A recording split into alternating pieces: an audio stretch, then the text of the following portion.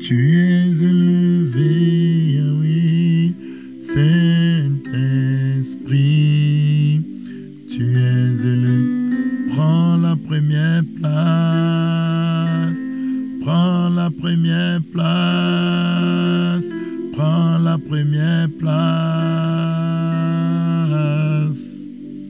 Tu es élevé. Jésus mon roi. Jésus mon roi, tu es élevé. Jésus mon roi.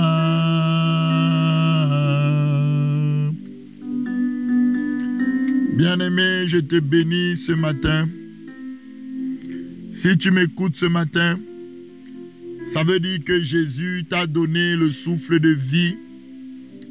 Si je peux parler ce matin, ça veut dire que Jésus m'a donné le souffle de vie.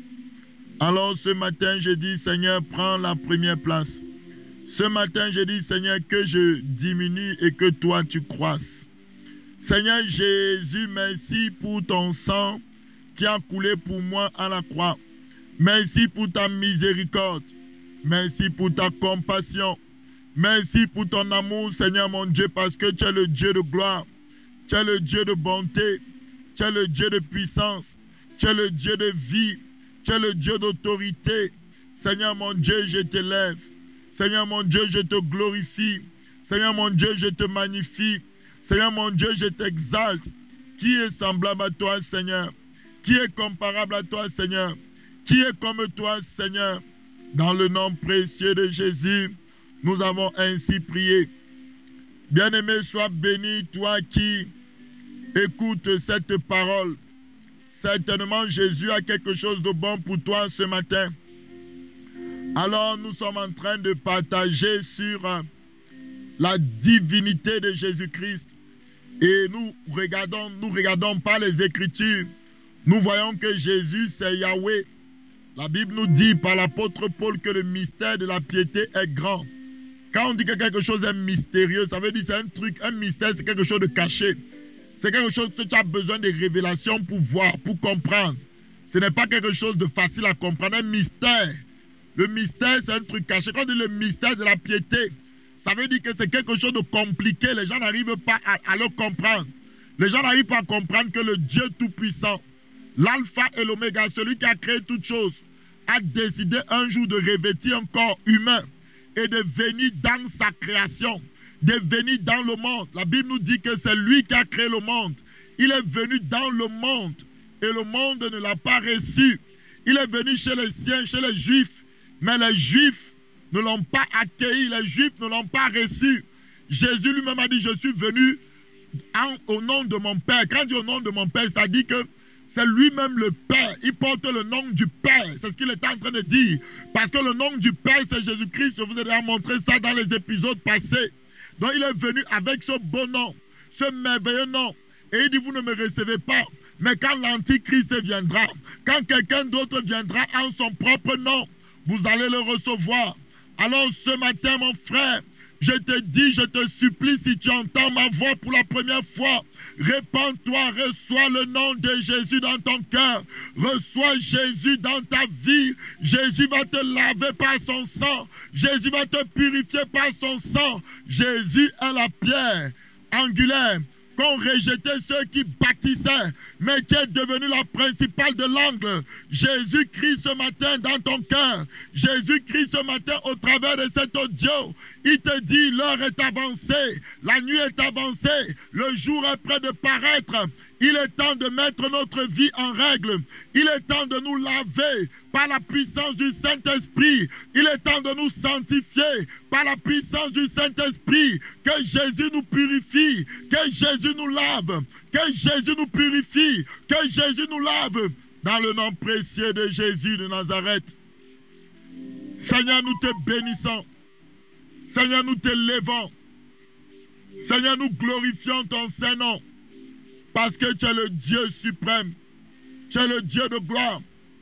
Aujourd'hui, nous allons voir, on est dans l'épisode 6 qui s'intitule L'Esprit de Christ, c'est l'Esprit du Père. L'Esprit de Christ, c'est l'Esprit du Père. Alors tu vas aller te positionner dans Matthieu 10, à partir du verset 16 à 20. Matthieu 10, verset 16, jusqu'au verset 20. Positionne-toi, mon frère, note les versets bibliques que je donne. Médite dessus. Cherche Jésus pendant qu'il se fait encore temps. La Bible dit chercher l'Éternel pendant qu'on peut encore le trouver. Parce que l'heure vient, mon frère, où Jésus viendra chercher son église de ce monde. L'heure vient, mon frère, où ça sera très difficile de chercher Jésus. On voudra imposer la marque de la bête à beaucoup de personnes. Alors tu vas te positionner dans Matthieu 10, verset 16. Écoute la parole du Dieu Tout-Puissant. Écoute ce que Jésus-Christ dit à ses disciples qu'il a envoyés 2 à 2 pour aller prêcher la parole dans tout lieu.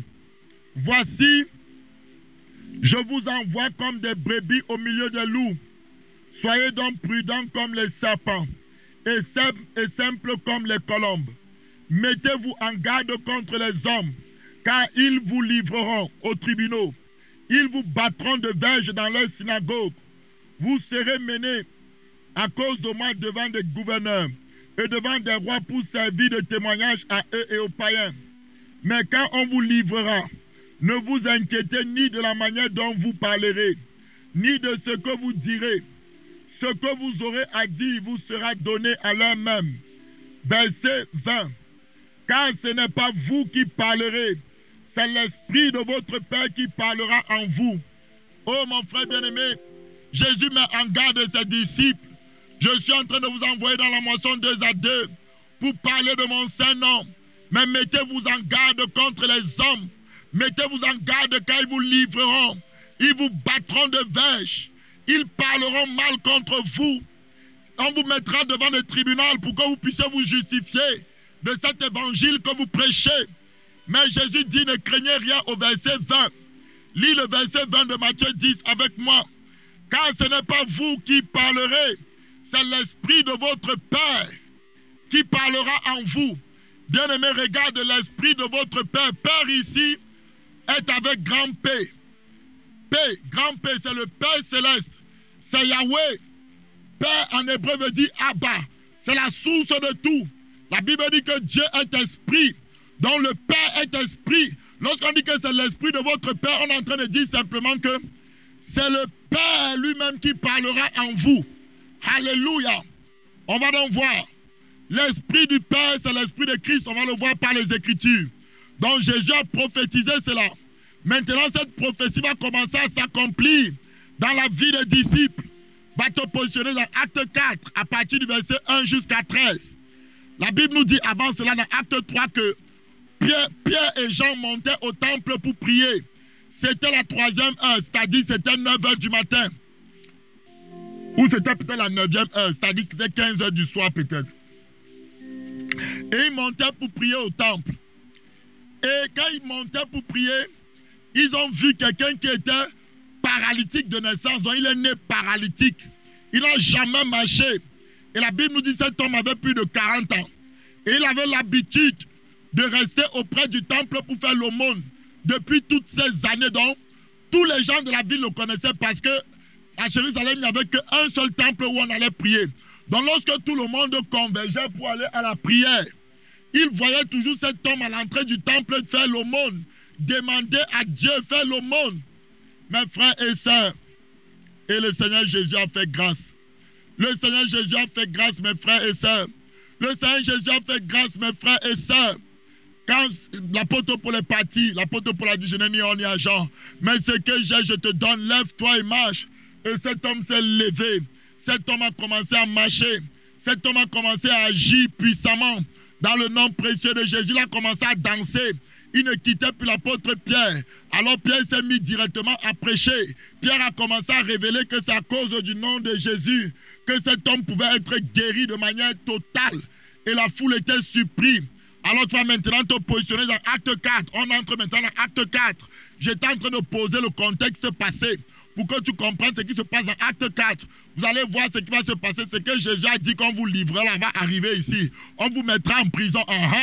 Ça va commencer. Acte 4 à partir du verset 1. Merci Seigneur mon Dieu, mon roi. Actes chapitre 4, verset 1. Tandis que Pierre et Jean parlaient au peuple, suivant les sacrificateurs, le commandant du temple et les Sadducéens, mécontents de ce qu'il enseignait le peuple et annonçait en la personne de Jésus la résurrection des morts.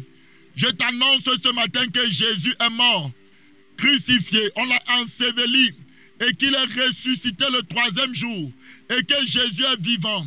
Si tu crois en lui ce matin, il te donne immédiatement la vie éternelle.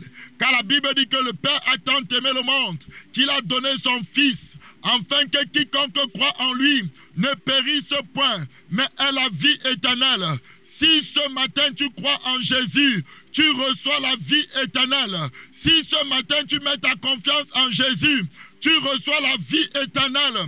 Jésus-Christ est ressuscité pour cela. La parole de Dieu me dit au verset 3 de Acte 4. Il mit les mains sur eux, sur qui? Sur les disciples. Et il les jetait en prison, vous voyez. On vous frappera de verge, on vous jettera en prison. Voilà ça qui s'est manifesté. Jésus a prophétisé sur eux quand il était sur terre. Voilà la réalité maintenant qui se passe ici. Donc, on les jetait en prison, verset 3, jusqu'au lendemain, car c'était le soir. Verset 4. Cependant, beaucoup de ceux qui avaient entendu la parole crurent. Et le nombre des hommes s'éleva à environ 5000. Le lendemain, le chef du peuple, les anciens, les scribes, s'assemblaient à Jérusalem avec Anne, le souverain sacrificateur, Caïphe, Jean, Alexandre et tous ceux qui étaient de la race des principaux sacrificateurs. Vous voyez, on s'ensemble, c'est un tribunal en quelque sorte. Écoutez le verset 7 de Acte 4. Il fit placer au milieu de Pierre et Jean et leur demandait par quel pouvoir ou au nom de qui avez-vous fait cela. Alors Pierre, rempli du Saint-Esprit, dans Matthieu 10, verset 20, on a dit, ne vous inquiétez pas car ce n'est pas vous qui parlera, l'heure même. C'est l'Esprit de votre Père qui est en vous qui va parler. Regardez. L'Esprit du Père, là, c'est le Saint-Esprit. Parce qu'ils ont dit que Pierre rempli du Saint-Esprit. Donc, on te dit qui le remplit, qui est en train de parler. Donc, tu peux dire, donc, le Saint-Esprit, tu connaissais déjà, c'est l'Esprit du Père. Le Saint-Esprit, c'est encore Yahweh, c'est ce que je vous disais. Le Saint-Esprit, c'est le Père. Jésus, c'est le Père. Donc, c'est la même personne. Ce n'est pas qu'ils sont trois, c'est la même personne.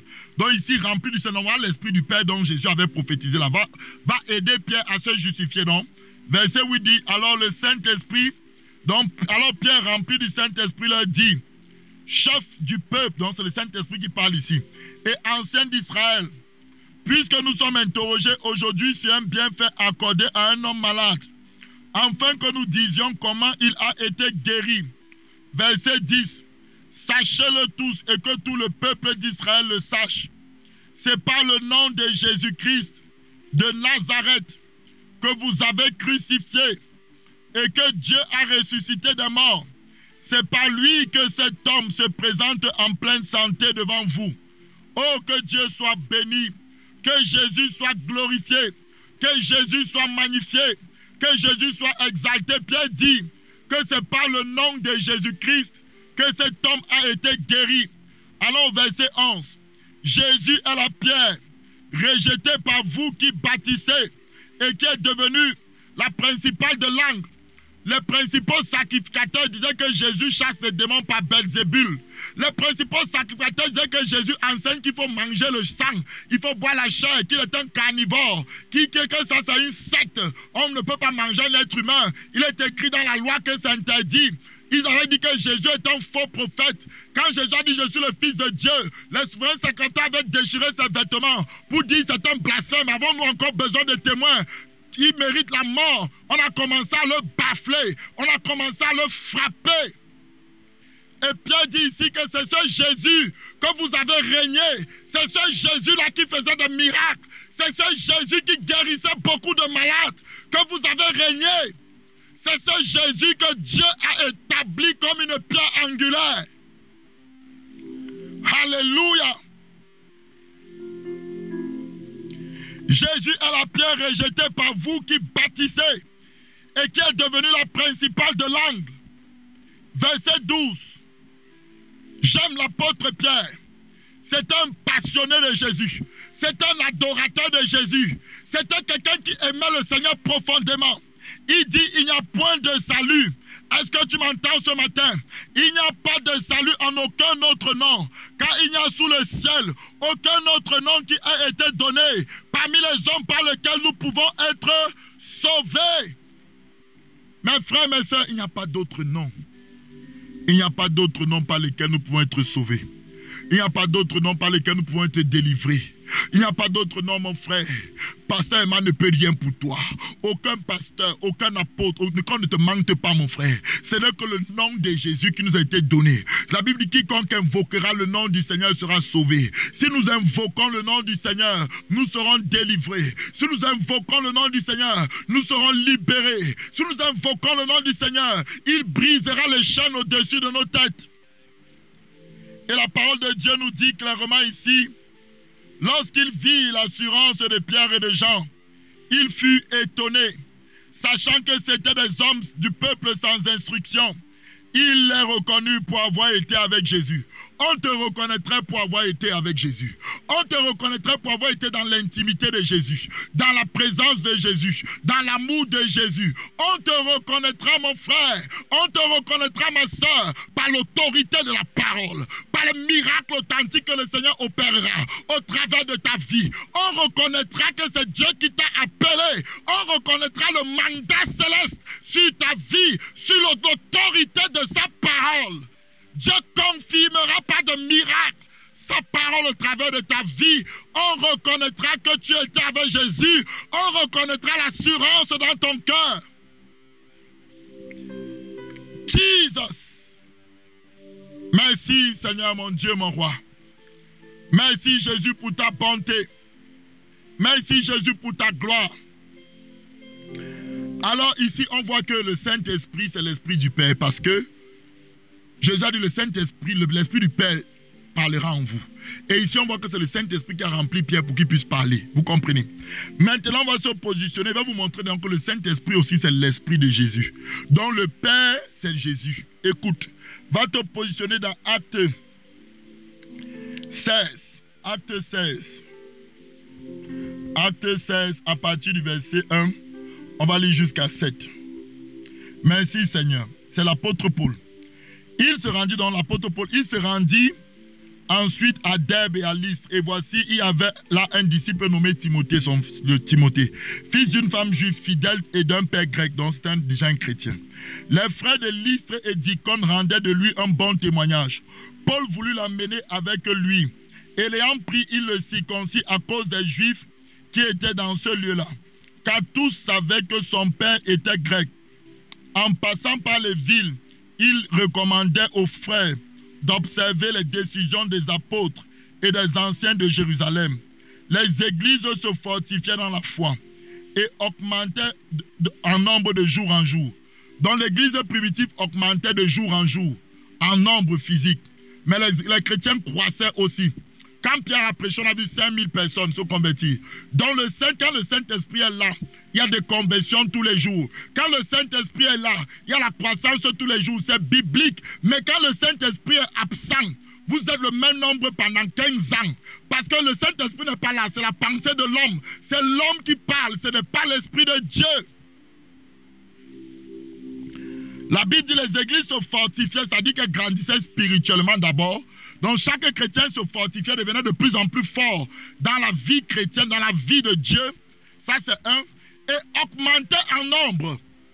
Donc chaque jour, là où le Saint-Esprit, il attire.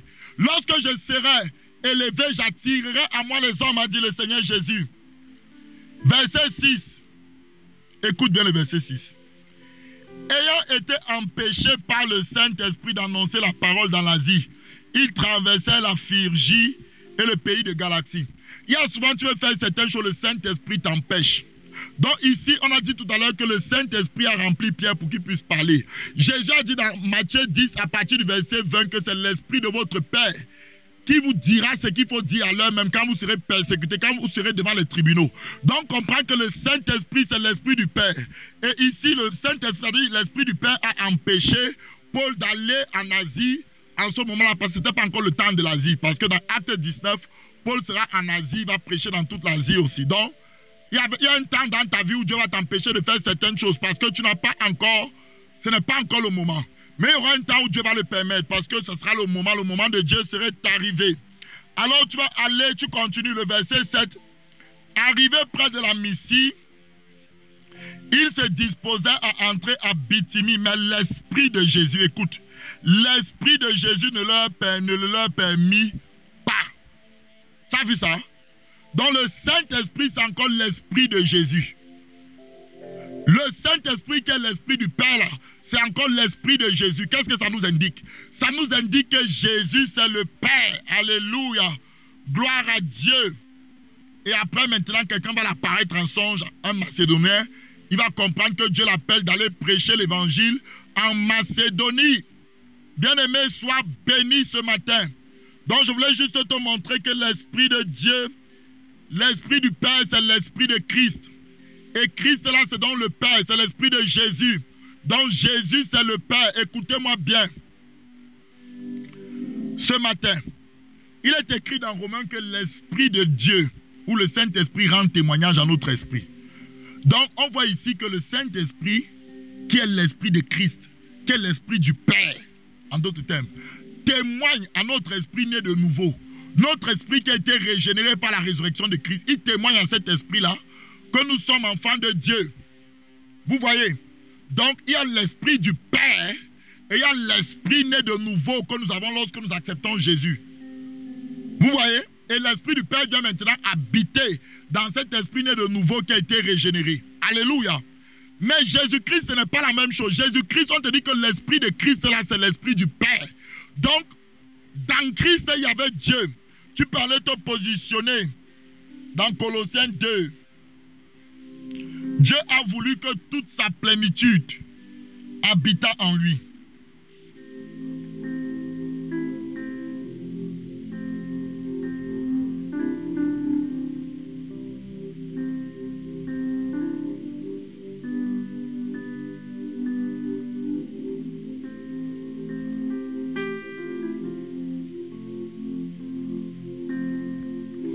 Plutôt Colossiens 1, verset 19. Car Dieu a voulu que toute plénitude habitât en lui. Amen. Donc quand Jésus s'est baptisé au Jourdain, la Bible dit que le Père est descendu. Le Père dit que j'ai mis toute mon affection, mais c'est faible dans le français. En fait, c'est que je suis pleinement en lui. C'est moi le Père. Donc, on doit comprendre que Christ est 100% être humain, 100% Dieu. Vous comprenez donc? Il est Dieu le Père, 100%. Et il est aussi un être humain. Et quand il est venu sur terre, il a agi en tant qu'être humain. Voilà pourquoi il pouvait prier le Père. Mais ça ne veut pas dire que c'était deux personnes différentes. En tant qu'être humain, il avait besoin de prier le Père. Alléluia. Vous comprenez? Mais le Père, c'était lui. Le Père, c'était lui. C'était son esprit. Amen. Alors, on va prier ce matin pour les malades. Toi qui es malade, qui est positionné chez toi, sois dans la paix. On a lu tout à l'heure que Pierre montait au temple.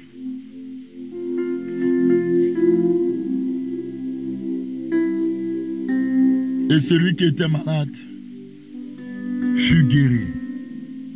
Ouvre tes mains là où tu te trouves. Jésus a quelque chose pour toi ce matin. Jésus veut te guérir ce matin. Alléluia. Tu as mal à la tête. Tu as des migraines. Tu as vraiment des problèmes au niveau de ta tête. Tu as un cancer peut-être au niveau de ta tête. Tu as une tumeur, tu as des maux de tête. Aujourd'hui, Jésus te guérit. Aujourd'hui, Jésus te restaure. Reçois ta guérison. Je maudis cette tumeur au niveau de ta tête. Je maudis ce cancer au niveau de ta tête. Je dis, reçois ta guérison ce matin, sois guéri. Par ces meurtrissures, tu as été guéri. Dans le nom puissant de Jésus. Ta colonne vertébrale est déformée, tu as la scoliose, tu as un nerf sciatique, tu as une vertèbre qui s'est déplacée, tu as un problème des os, un problème musculaire. fatigue musculaire atroce, aujourd'hui dans le nom de Jésus. Je prie pour toi. Sois calme aujourd'hui au nom de Jésus. Reçois ta guérison. Jésus te guérit. Jésus guérit ton corps. Jésus restaure ton corps. Merci Seigneur pour ton esprit qui guérit tes enfants. Merci Seigneur pour ton esprit qui délivre tes enfants. Il y a quelqu'un, ta cheville droite était comme enflée. Je déclare qu'elle se désenfle maintenant. Dans le nom précieux de Jésus. Jésus te guérit. Jésus te restaure. Je déclare que tes reins fonctionnent parfaitement. J'appelle la guérison dans ton corps. Par le meurtrissure de Jésus, tu as été guéri. Quel que fût ton mal, quelle que fût ta maladie, incurable ou guérissable, je dis aujourd'hui, Jésus te guérit. Jésus te restaure. Jésus te délivre toute douleur au niveau du dos. Toute douleur, les cervicales qui font mal. Je dis, tu sais, les cervicales sont guéries. Dans le nom de Jésus, reçois ta guérison. Je dis, tu es guéri. Jésus te restaure. Jésus te guérit. Jésus te restaure. Jésus te guérit la thyroïde au niveau de ta gorge. Problème de gorge est guéri. Mal de dents. Je dis, il y a la guérison du Seigneur. Que le Seigneur restaure ce problème de nerfs au niveau de tes dents. Ce problème de dents, que tu sois guéri, que tu sois restauré, que tu sois délivré, que tu sois affranchi. Dans le nom précieux de Jésus. Jésus te guérit. Jésus te guérit. Jésus te guérit. Jésus te restaure. Jésus te délivre. Jésus te guérit. Jésus te restaure. Jésus te délivre. Jésus te guérit. Jésus te restaure. Jésus te délivre. Reçois ta guérison. Reçois ta guérison. Tu ne dormais pas parfaitement. Que le Seigneur te donne un sommeil paisible. Tous ceux qui ont des problèmes de cœur, que ce soit palpitation, que ce soit problème cardiaque, je prie que Dieu vous donne un cœur nouveau. Que votre cœur batte normalement. Que le sang soit pompé normalement. Dans le nom précieux de Jésus. Seigneur, donne-les des cœurs nouveaux. Père éternel, donne-les des cœurs nouveaux. Dans le nom puissant de Jésus. Jésus vous guérit. Jésus vous restaure. Jésus vous délivre. Jésus vous guérit. Jésus vous restaure. Jésus vous délivre. Ce matin, dans le nom précieux de Jésus de Nazareth. Merci Seigneur pour ta grâce. Merci Seigneur pour ta grâce. C'est dans la puissance du Saint-Esprit que nous sommes en train de prier. Au nom précieux de Jésus. Peut-être tu as mal aux mains. Peut-être lorsque tu as de l'argent, tout se dissipe. C'est la même percée. La même percée. Tu ne peux pas garder l'argent, tu ne peux pas l'utiliser avec sagesse. Je lève ma main droite, je prie pour toi. Je dis que cela est détruit dans ta vie. Je dis que cela est détruit dans ta vie. Je dis que cela est détruit dans ta vie. Esprit de la main sèche, elle détruit tout problème d'argent qui survenait lorsque tu avais les moyens. Lorsque tu avais de l'argent, c'est là où il y avait les soucis financiers qui arrivaient. Je prie que cela soit détruit dans ta vie. Je prie que cela soit détruit dans ta vie. Je prie que cela soit ôté de ta vie. Dans le nom précieux de Jésus de Nazareth. Les pieds percés. Je dis que maintenant tu marches sur des voies droites. Tu ne t'égares plus. Tu n'es plus un chrétien dandinant. Que tu commences aujourd'hui et puis tu n'achèves pas. Non, ce que tu commences, tu l'achèves. Tu commences, tu l'achèves. Tu commences, tu vas de gloire en gloire. De sainteté en sainteté, de succès en succès. Tu sais, Dieu, de plus en plus, tes progrès deviennent de plus en plus évidents. Que Jésus te guérisse, que Jésus te délivre, que Jésus pose sa main droite sur toi. C'est dans le nom précieux de Jésus que nous avons ainsi prié. Amen. Seigneur, nous te disons merci pour les multiples guérisons. Partagez cet audio à toute personne. Partagez, mes frères, partagez vos témoignages. Envoyez nos témoignages, écrivez, mettez des commentaires, dites ce que Dieu a fait pour vous. C'est ainsi que vous scellez votre guérison quand nous l'avons vaincu par le sang précieux de l'agneau et par la parole de notre témoignage. Soyez bénis. C'est au nom de Jésus que j'ai ainsi prié. Amen.